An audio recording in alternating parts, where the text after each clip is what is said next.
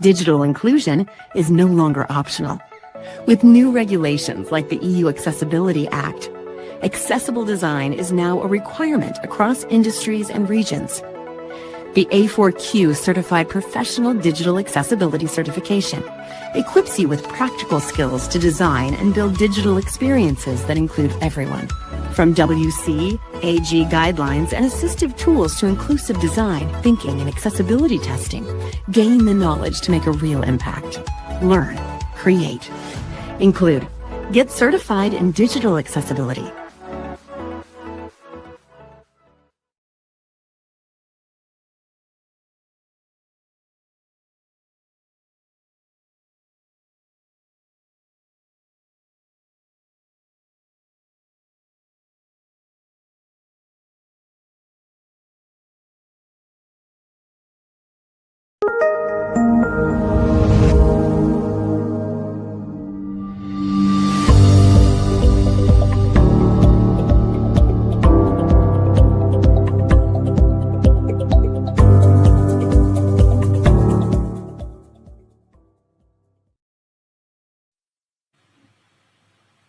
Hello and welcome to this day 2 of the A4Q Summit. I'm delighted to have with me today Brynley Scully. Hello, Brynley. Hello.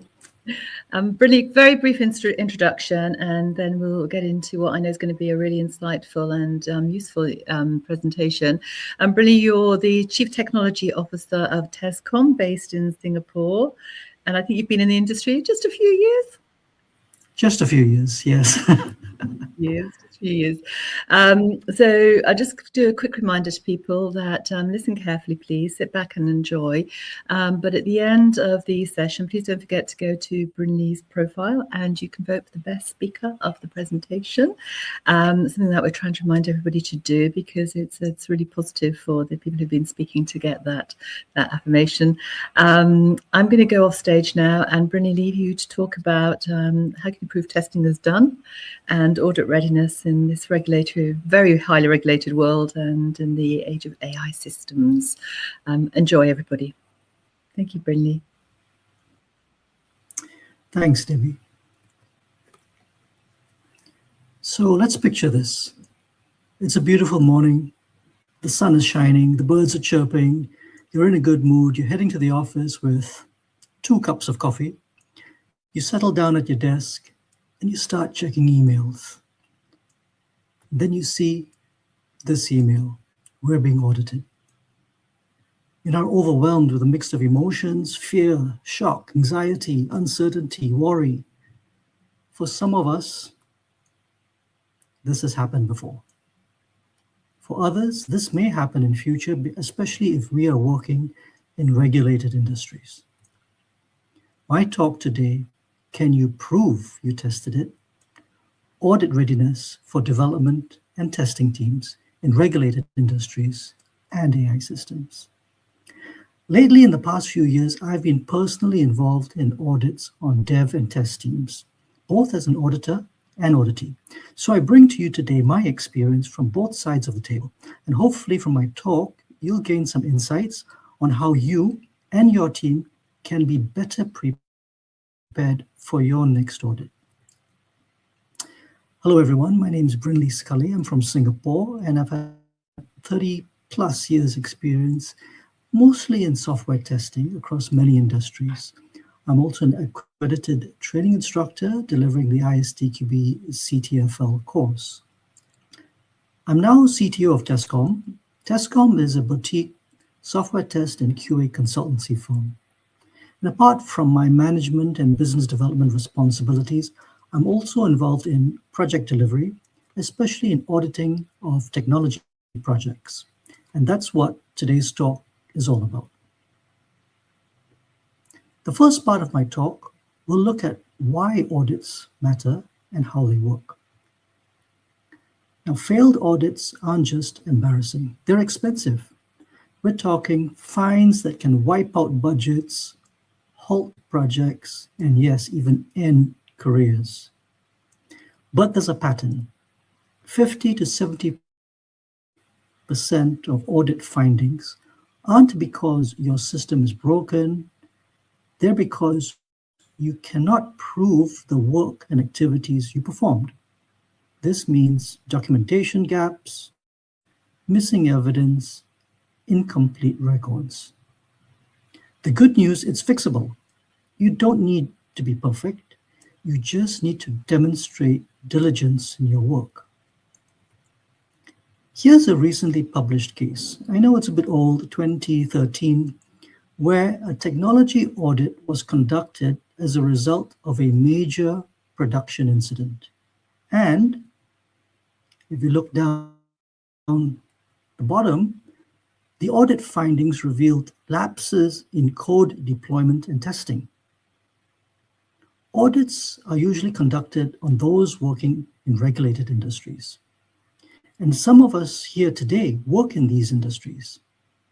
These are sectors whose activities significantly affect national security, economic stability, public health, and even public revenue.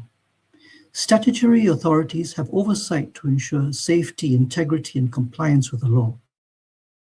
In defense, we have ministries or departments such as the United States Department of Defense, the UK Ministry of Defense, who supervise military systems, classified technologies, defense contractors to safeguard national security. In finance, central banks, such as the US Securities and Exchange Commission, the SEC, they oversee banks, insurers, capital markets to maintain financial stability and also to protect consumers and investors. In healthcare, authorities like the US Food and Drug Administration, the FDA, regulate medical products, pharmaceuticals, clinical standards to ensure patient safety and treatment. And let's not forget taxation.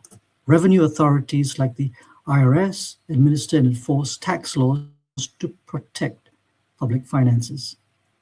The core purpose of such regulators worldwide is to set standards, license the participants, monitor compliance, investigate misconduct, and enforce corrective action.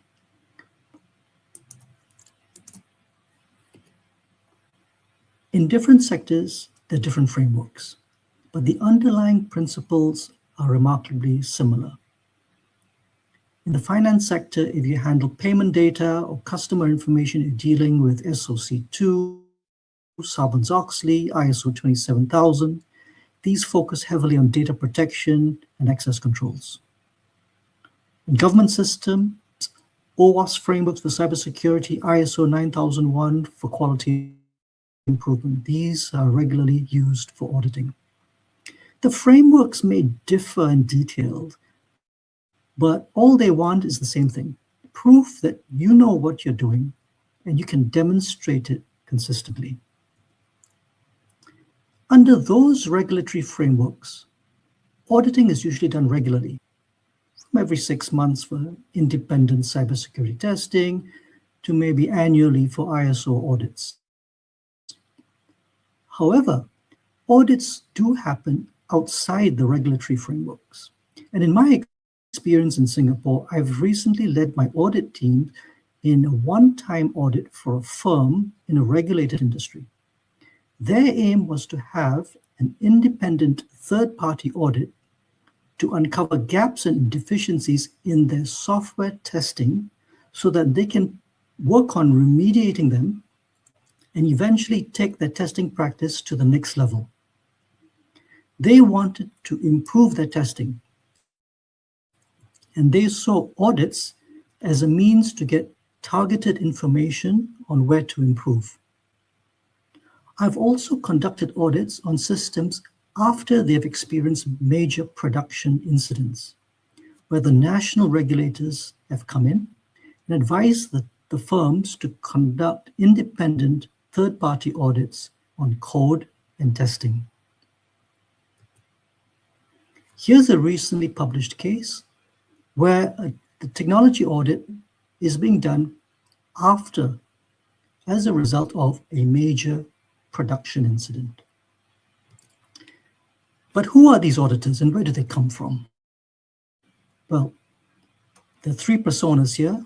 The reviewer comes from within the project. This is the peer your buddy looking over your shoulder and say, wait, why are we shipping that? The best case, he catches obvious mistakes before they become disasters. The worst case, it becomes a rubber stamp because they're friends with and best mates with the developer. Internal auditors come from within the organization.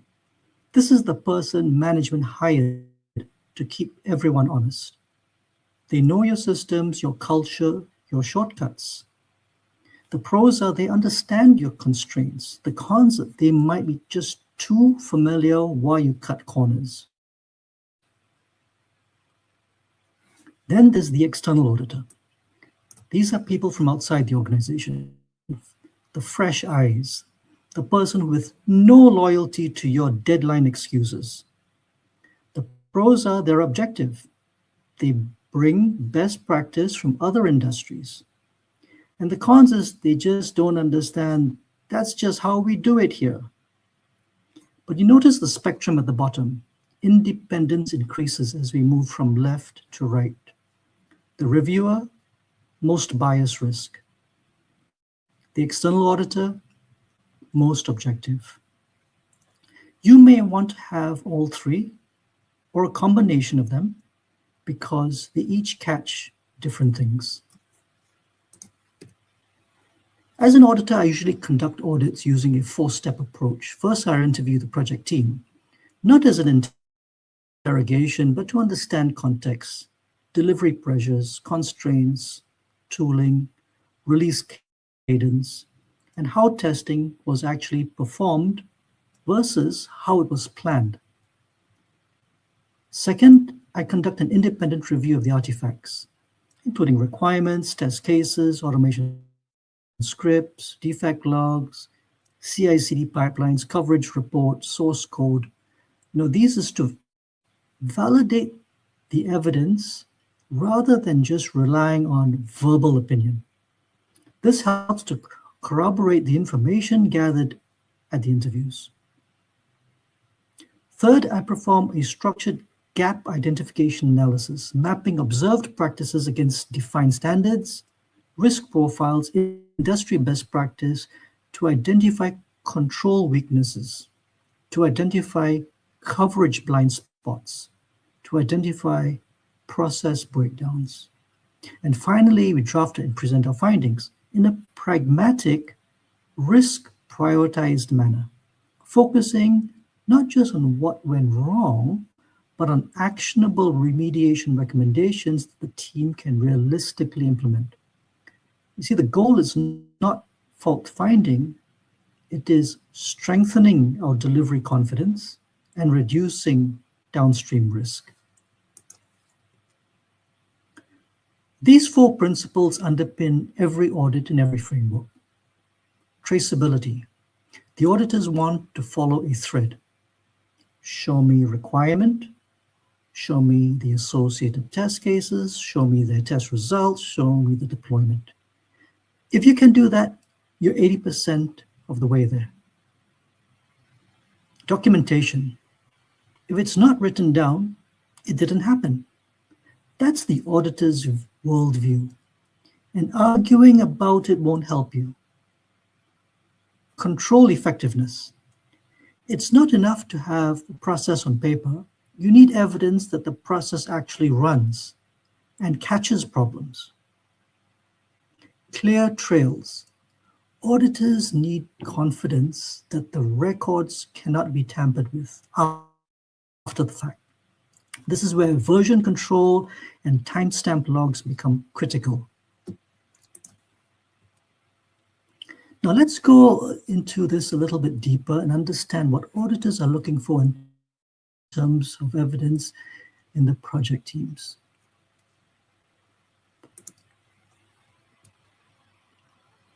Here I'm going to give you some essentials across 2 slides.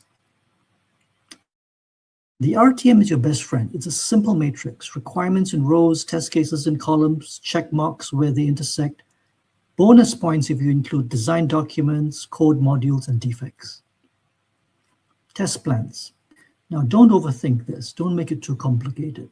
Scope, what you're testing, objectives, why, timelines, when, and resources, who, and the environment, where. That's it. Test cases need to be clear, good coverage across positive and negative scenarios, map each one to at least one requirement, use IDs, and make them searchable. Execution results must include who ran it, when, what environment, pass or fail results, defects raised. Automation test logs from your CI/CD pipeline, they're gold here. Continuing our evidence list, defect logs. You need to show the defect life cycle, raised, assigned, fixed, retested, closed. Severity and priority ratings matter. Auditors look for whether high severity or high priority defects were actually addressed before release. Code reviews, who reviewed them, when, what was changed, any issues found. Even a simple GitHub pull request history satisfies this if you're disciplined enough about it. Change control is huge.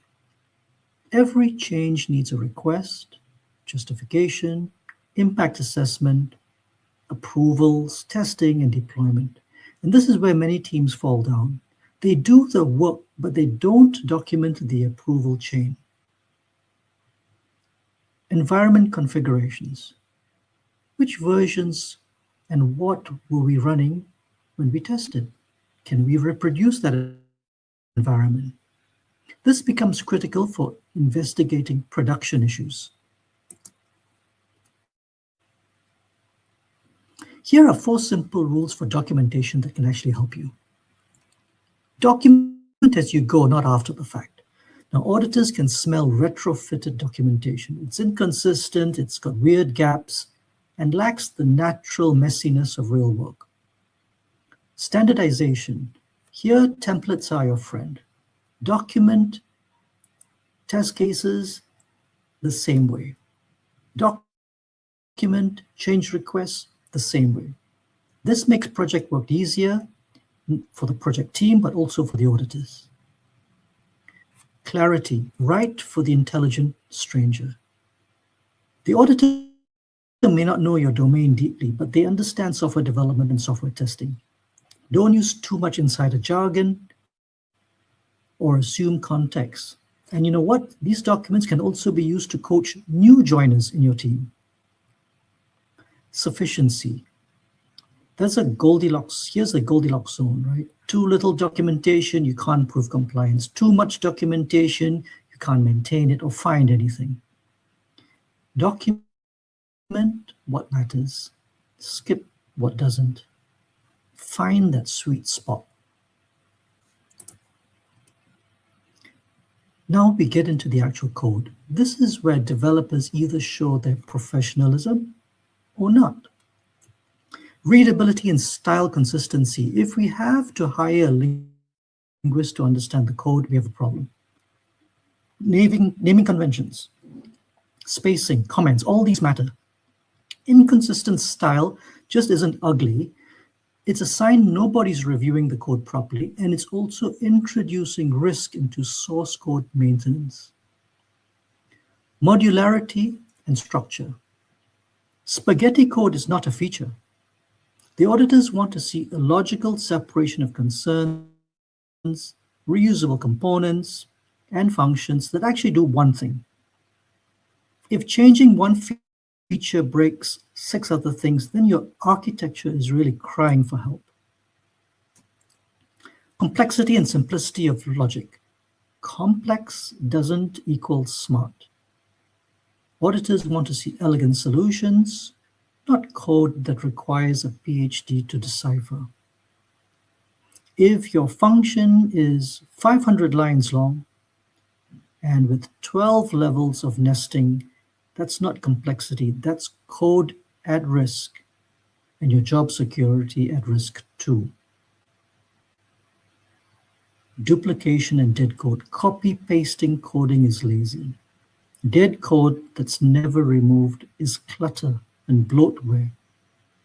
Put your code on a diet.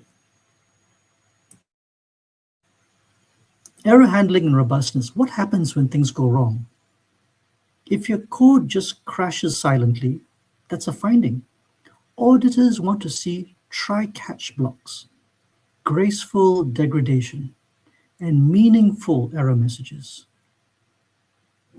Hard coding of values, hard-coded credentials, database connections, API endpoints, these are security nightmares waiting to happen. Configuration should be external, environment-specific, and auditable, not buried in code. You will be surprised how many times I have raised audit findings for hard-coded values.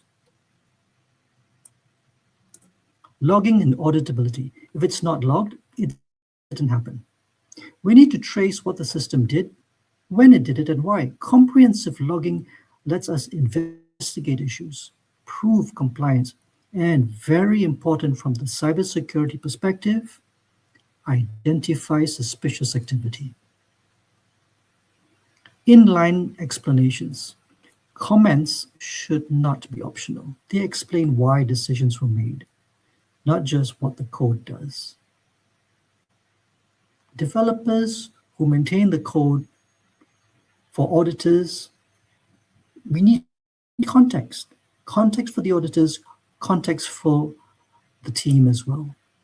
So clean code isn't just about perfection. It's about respect for the team, for the support engineers, for your future self, and of course your auditors, but more importantly, for the organization. Now let's move to software testing. Here are things what auditors are looking for. Good test coverage is like insurance. You don't know you need it until something breaks. The question is not how much coverage do we have? It's, are we testing the right stuff? Because 100% coverage on features nobody uses is just unnecessary theater. Risk-based testing is where you stop testing everything and start testing smart. Your payment flow deserves more attention than your About Us page. Auditors will look for such imbalances in your focus areas. Regression testing is your time machine. It asks, what did we break that used to work before? If you're not running regression tests, you're just hoping new features didn't accidentally delete the entire database, that's not a strategy, that's a prayer. Auditors will examine your regression test strategy, especially for your high-risk features. Quality gates. Quality gates are like bouncers at an exclusive club. Some code is too ugly to get in.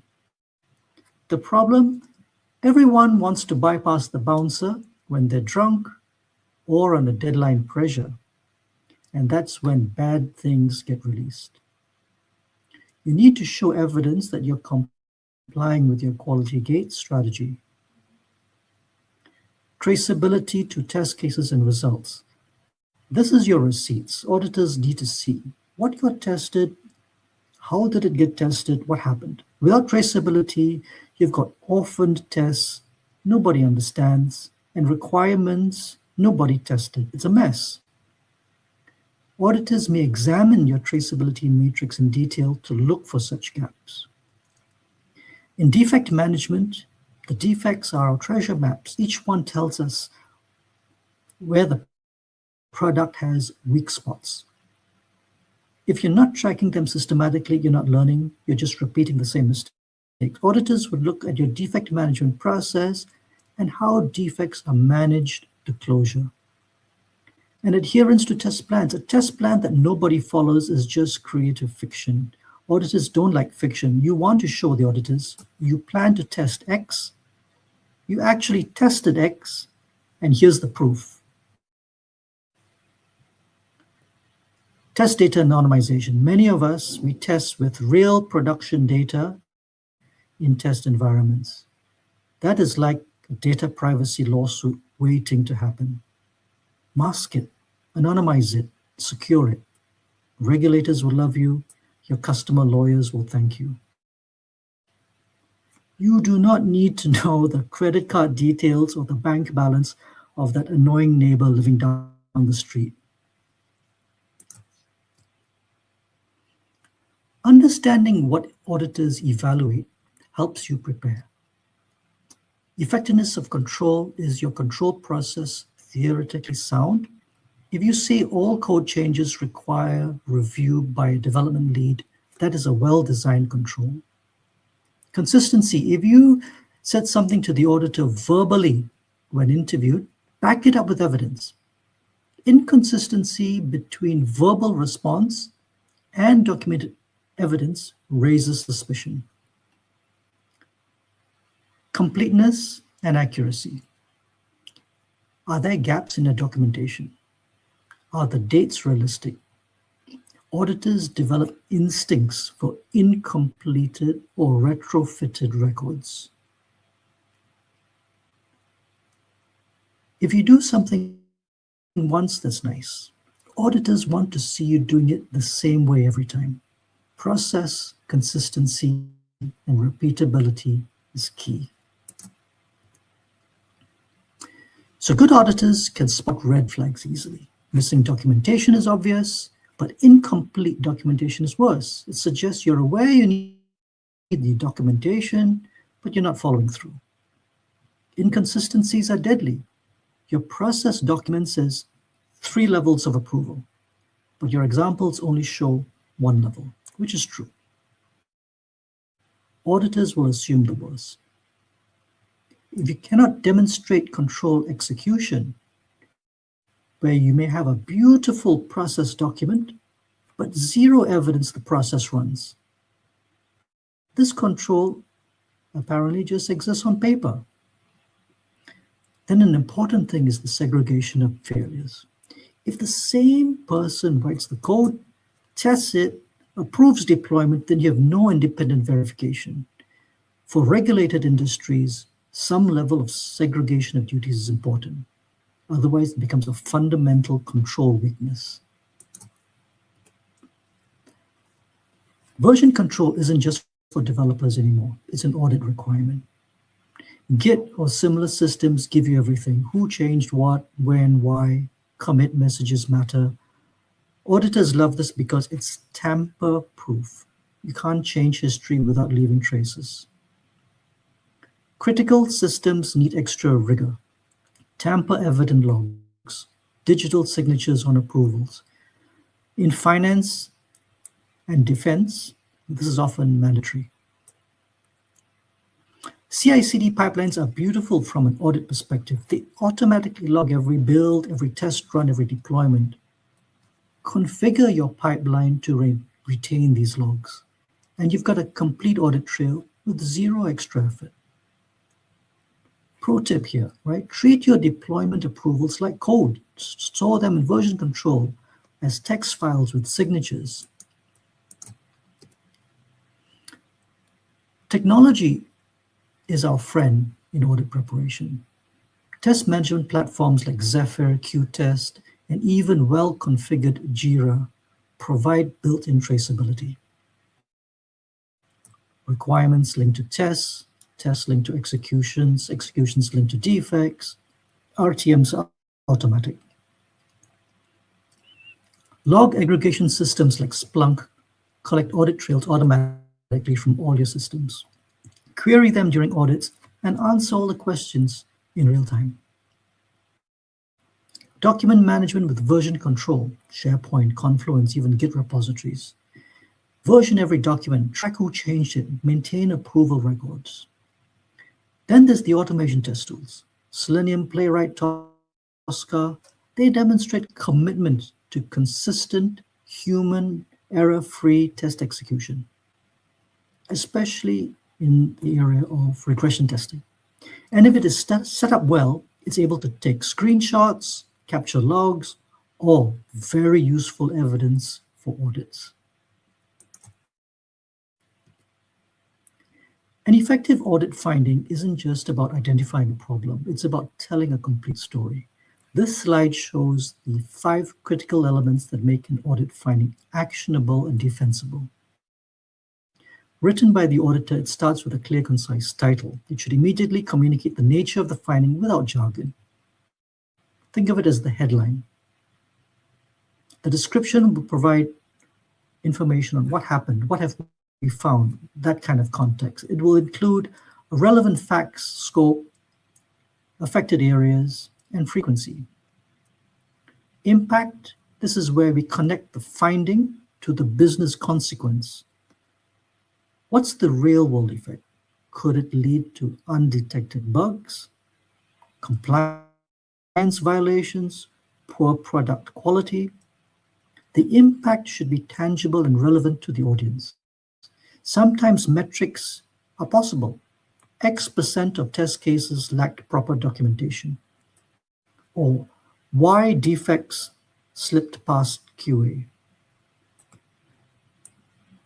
Severity, establish a clear severity scale, high, medium, low. Agree with the auditors the definition before the audit starts. Severity should be consistent across all the findings. This helps stakeholders prioritize remediation and resource allocation. Then we have the recommended remediation actions. Each audit finding should end on a constructive note. It should provide specific, actionable recommendations with clear ownership and suggested timelines. So this structured approach ensures audit findings are taken seriously and actually drive change and not just filed away and put on the shelf. Now let's look at severity classification, because this directly drives both business impact and remediation urgency. It's the bridge between identifying the problems and fixing them.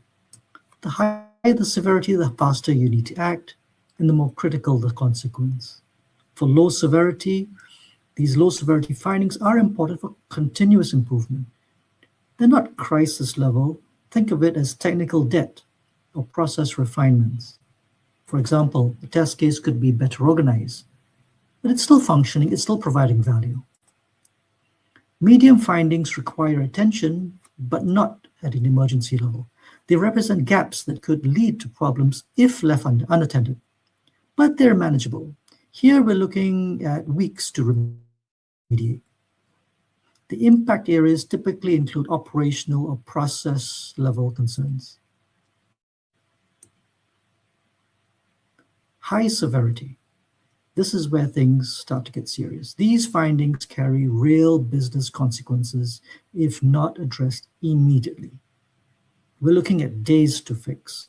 Impact can span multiple dimensions: financial impact, potential losses, cost of rework, revenue at risk, safety impact, product reliability, user safety concerns, regulatory impact, compliance violations, audit failures, legal exposure, and national security impact, potential risk to national infrastructure, data sovereignty, or exposure of sensitive government or defense-related information. The remediation messaging is, notice how the remediation timeline and the impacts escalate together. This isn't coincidental by design. The severity classification should drive resource allocation. Your audit finding should tell the stakeholders, here's what's wrong, here's how bad it could get, and here's how fast you need to fix it. When auditors present these findings, they're clear on what each severity level means for your organization. Now, the definitions you can tweak and agree by industry and according to your risk appetite. So always ask, does this remediation timeline align with our risk tolerance? If a high severity finding sits unaddressed for months, either the auditor's credibility is at risk, or the project team don't take the audit findings very seriously. So let's prepare for the actual audit conversation. These questions may come up at every audit. How do you ensure all requirements are tested? Your answers should reference the RTM and your test coverage metrics. Walk them through the process. Requirements enters the system, gets linked to test cases, coverage is tracked, and so on.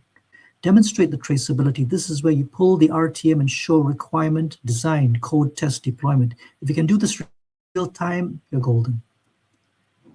Change control process, describe the flow, the request, approval, testing, deployment. Show them actual examples with approval records and test results. Then production validation. How do you verify the software works in production? Smoke tests, monitoring, user acceptance. Document the processes and have the examples and the evidence ready. More questions from the auditor. What process or artifacts require approvals? Now show evidence. The translation is proof that someone actually reviewed this before it shipped. Auditors are looking for change requests, peer reviews, manager sign-offs, test completion checklists, something that shows a human eyeballed it. Approvals are not red tape, they're your safety net. What coding standards are expected from developers? Now this filters the chaos. Do you have a coding standard? Is it documented?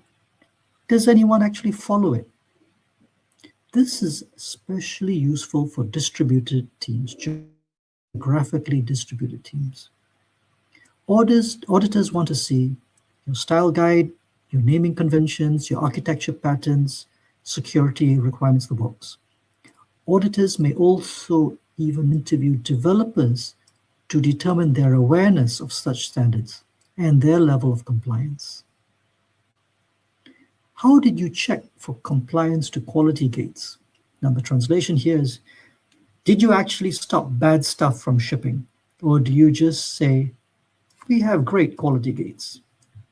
So auditors are digging for gate reviews, blocked releases, evidence of enforcement, and deviations. If every single release passed the gate perfectly, either your gates are fake or you're incredibly lucky. In either case, the auditor's suspicions are aroused.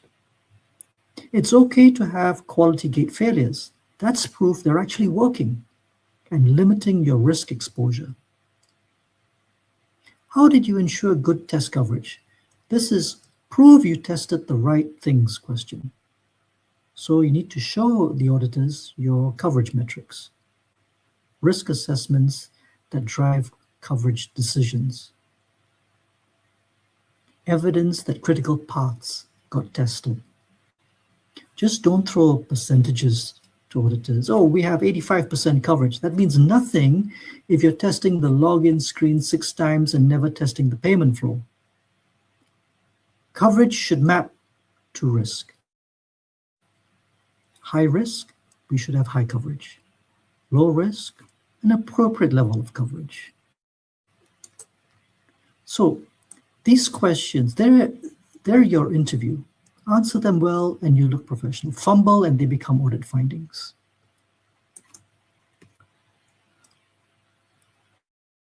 Audit communication skills matter as much as documentation. Listen first, don't rush to answer. Make sure you understand what the auditors are asking for. It's okay to clarify. Are you asking about our development testing or are you asking about production validation? Be concise in your answers. Auditors appreciate directness. Answer the question asked, not the question you wish they asked. Evidence-based answers, don't say we have a process for that. Say, here's our process document, and here are 3 examples of how we executed it from last month. Show, don't just tell only. Be honest about gaps. If something is missing or broken, say so. Explain how you're addressing it. Auditors expect to find issues. They appreciate honesty and remediation plans. Never guess or make up answers. I don't know, but I'll find out and I'll get back to you by the end of the day is a perfectly acceptable response.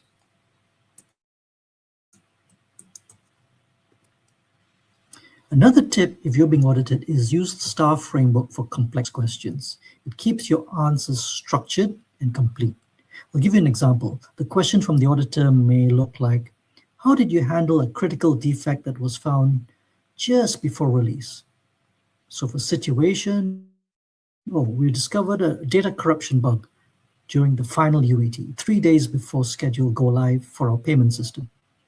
Task: we needed to fix the bug, verify the fix, and verify that the fix did not introduce new issues, and determine if we could still make the deadline safely.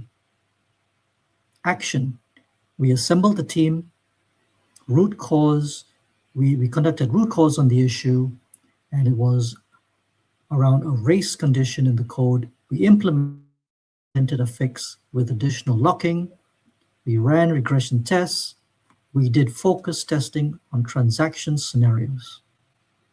The result: here's the defect record showing the life cycle. Here are the test results post-fix. Here's the go, no-go decision record where we delayed the release by 1 week. And now the system has been stable since deployment. Yeah, a complete answer. The STAR approach is really good here. I'd like to share with you some practical takeaways you can take. This one for the development team. Yeah, here's a checklist. Every commit in version control with meaningful messages. Fixed bugs doesn't just cut it. Fixed null pointer and payment validated per ticket is what you need. Make it meaningful.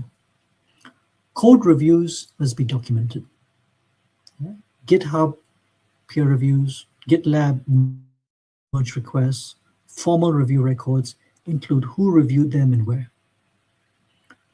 RTM link requirements to code. Now, this doesn't have to be fancy. Even comments in the code referencing requirement IDs is enough to establish traceability. Archive your security scan results. Don't just run SonarQube. Keep the reports. Show the trend over time. This kind of checklist could be part of your definition of done for every user story.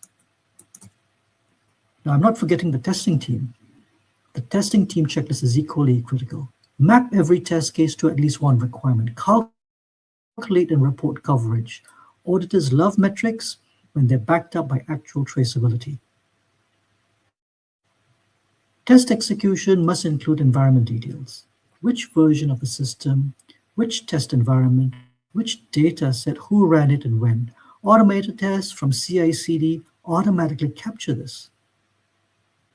Defect lifecycle matters. Raised, assigned, fixed, retested, each state with timestamps and orders. Show that critical defects were resolved before the release. Go ahead and develop your own checklists and walk through them frequently with your team.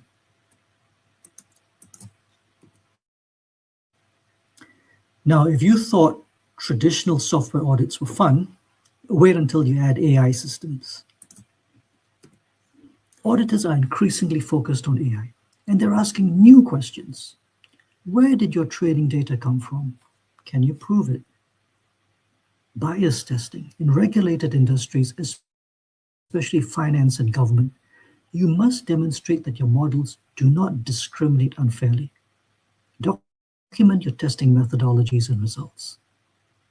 Model versioning. Just like code, models need version control.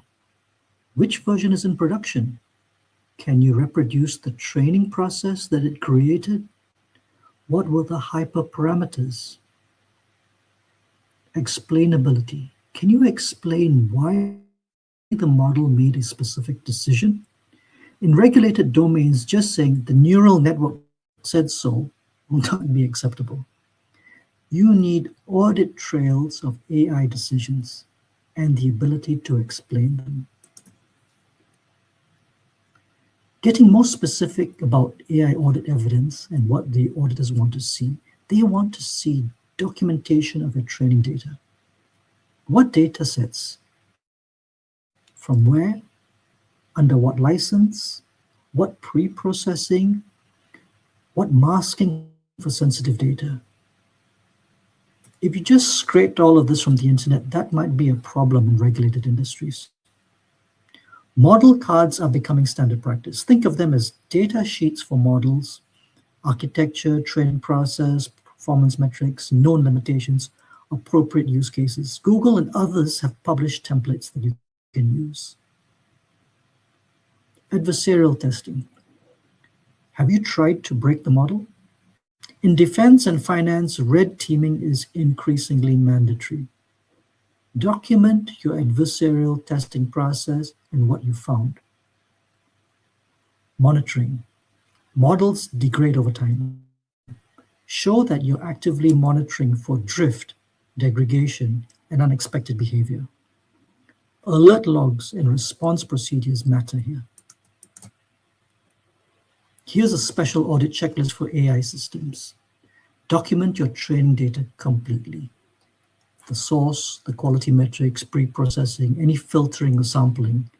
Can you recreate the training data if needed? Validation must include bias testing. In regulated industries, they're very important.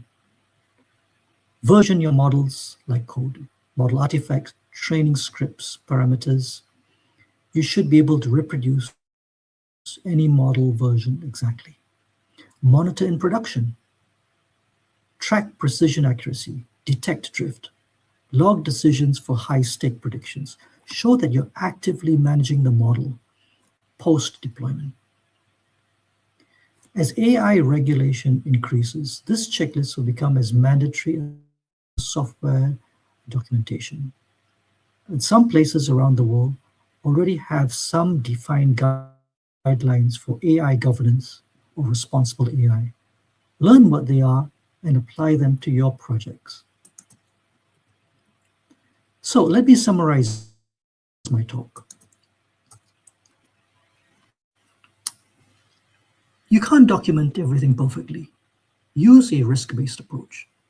Identify your highest risk components: authentication, payment processing, data handling, access controls. These get extra attention in both development and audit. Prioritize your effort.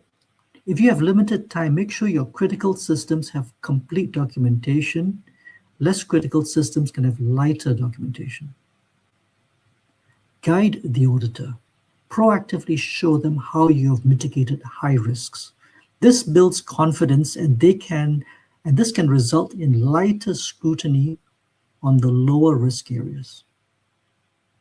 Conduct risk management throughout the SDLC. Show risk assessments at requirements phase, threat modeling during design, security testing during QA, monitoring in production. This demonstrates mature thinking. The best audit strategy is to audit yourself first. Internal audit programs find gaps when you can still fix them. No penalties, no public findings, just improvement opportunities.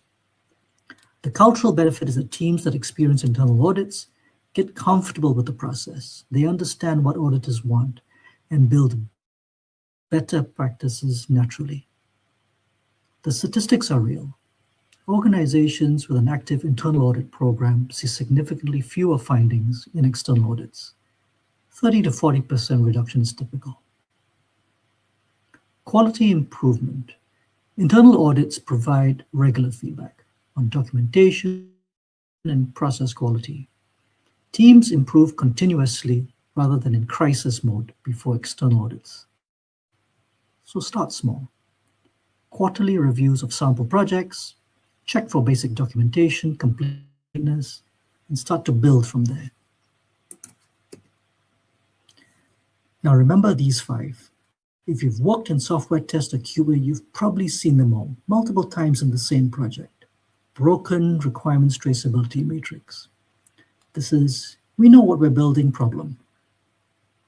Without traceability, you've got requirements floating around with no anchor to test cases, no anchor to code. In other words, how do we know we're testing the right thing?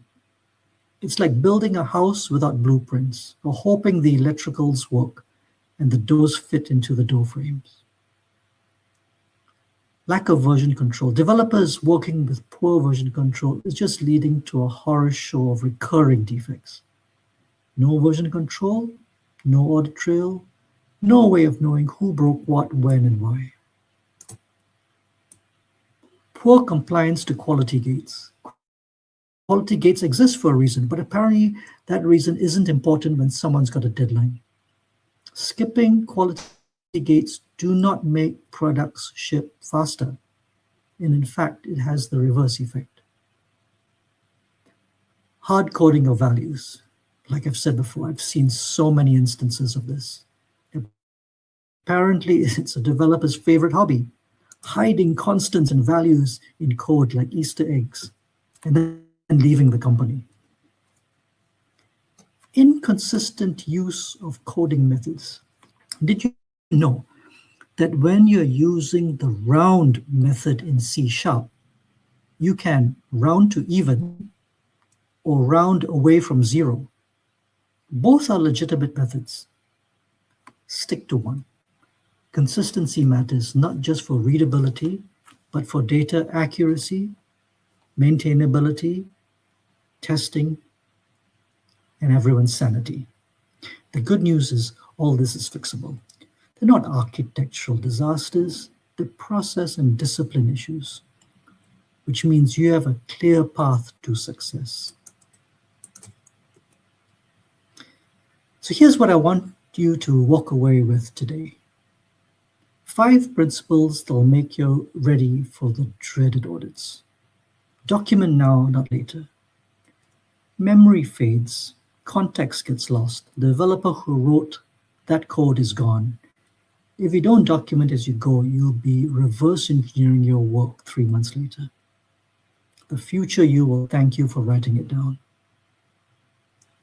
If there's no evidence, it didn't happen. This just isn't an audit philosophy, it's survival. Screenshots, logs, test results, version control history. They're your ammunition. Without it, you've got nothing to back you up. AI systems need extra love. AI and ML systems are black boxes on steroids. They need additional scrutiny, not less. Your traditional software testing playbook is not enough. You need adversarial testing, bias detection, continuous monitoring. Show the auditor you put that extra love into the design and testing of the AI systems. Use checklists. Don't rely on memory or intuition. Checklists are your safety net. Create checklists. Create audit checklists to self-audit yourselves. These can be based on the compliance frameworks and will help you and your team more confidently. And guess what? Test and QA professionals make good auditors. We already know how to think critically. We already know how to find software bugs. We're a natural fit to be auditors ourselves. We have that quality mindset. What could go wrong? And that's exactly what an auditor needs. Our software testing technical background is valuable, so lean to it. Auditing is not about catching people red-handed. It's about building systems and processes that prevent problems from happening in the first place. So go back to your teams, implement these principles, and remember, every audit finding you find, you prevent it better than catching it later. I hope that after listening to me today, and the next time you receive a "We've been audited" email, you will not have anxiety because you will be ready. Thank you. Wow, thank you so much, Brynley. That was incredibly informative, lots of very pragmatic advice, and I have to say, delivered with such clarity and eloquence. Thank you so much. We're really up against the clock now, jam-packed with good information. Let's do one quick question, Brynley, if you don't mind. Certainly. Okay, let's have a look here. What do delivery teams need to look out for when building AI systems in regulated industries? Right. So in regulated, for AI systems, regulated industries, I think they keep the classic SDLC evidence. Yeah? That's necessary. But add the AI specific artifacts. So data lineage. Where did the trading data come from? Where did the test data come from? How was it cleaned? How was it mask governed? Secondly is the model's life cycle. Version the models, the training configurations. Risk and bias testing, document them, document the performance, fairness, robustness, drift monitoring, and then explainability. Not only explainability and how did the AI make those decisions, but also you need to demonstrate to the auditors the human in the loop is there to override any model. So these are key things that will be really useful. Thank you. Very relevant and useful. Brynley, we've hit time off, I'm afraid. I'm sure there will be more questions, and we can always come back to you afterwards and ask you if you can help answer some of those. Quick reminder to everybody to stay tuned for further sessions in the A4Q Summit, and also to pop over to the website and find Brynley's profile to vote. Brynley, thank you so very much for that. Fantastic. Thank you. Thank you. Bye.